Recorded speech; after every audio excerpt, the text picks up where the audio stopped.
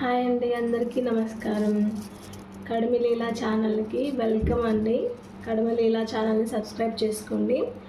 ఇప్పుడైతే ఎంతో హెల్తీగా పిల్లలకి ఆరోగ్యానికి ఎంతో మంచిదైన రాగి జావాని చేద్దాము రాగి పిండితో.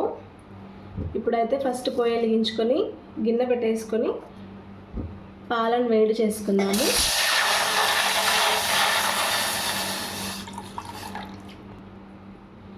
పాలు వేసాం కదండి, కొన్ని నీళ్ళు వేసుకుందాము. రాగి జావా కొంచెం పల్చాగైనా చేసుకుంటే బాగుంటుంది, చిక్కగైనా వేసుకోవచ్చు, పల్చాగైనా చేసుకోవచ్చు. కొంచెం పల్చాగా అయితే బాగుంటుంది తాగడానికి. ఇప్పుడు రాగి పిండిని ఉండలు లేకుండా కొన్ని వాటర్తో కొంచెం రాగి పిండిని వేసుకొని మిక్స్ చేసేసుకోవాలి. ఉండలు లేకుండా కలిపేసుకోవాలి. 2.5 స్పూన్ వేసానండి, సరిపోతుంది.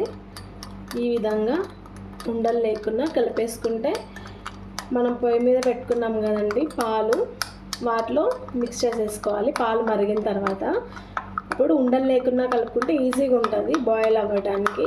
ఉండలతో ఉంటే కొంచెం బాగుండదు, పిండి పిండి ఉంటుంది, సరిగా ఉడకదు. సో ఇలా చేసుకుంటే బాగుంటుంది. చూడండి, మొత్తం మిక్స్ అయిపోయింది.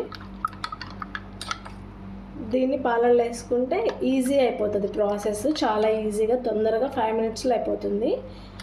మీరు కూడా ట్రై చేయండి. ఎండాకాలం వచ్చేసింది కదండి, పిల్లలకి ఎంతో ఉన్నాయి. చూడండి, వీటిలో ఇందాక మనం మిక్స్ చేసుకున్న రాగి పిండిని వేసేయాలన్నమాట.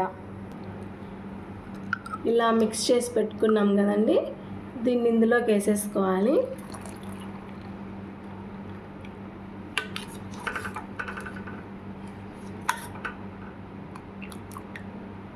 ఈ విధంగా చేసేసుకోవాలన్నమాట. దీన్ని ఒక 5 మినిట్స్ సిమ్లో పెట్టేసుకొని మరిగించుకుందాము. ఇప్పుడు ఇది బాగా ఉడికిపోయిందండి. చూడండి, ఇలా రావాలి కన్సిస్టెన్సీ, తాగడానికి బాగుంటుంది. ఇంకా కొన్ని వాటర్ అయినా వేసుకోవచ్చు, బట్ ఇలా ఓకే, ఇలా తాగుతాం మేము. ఇప్పుడు ఇందులోకి షుగర్ యాడ్ చేసుకుందాము. తగినంత షుగర్ యాడ్ చేసుకోవాలి.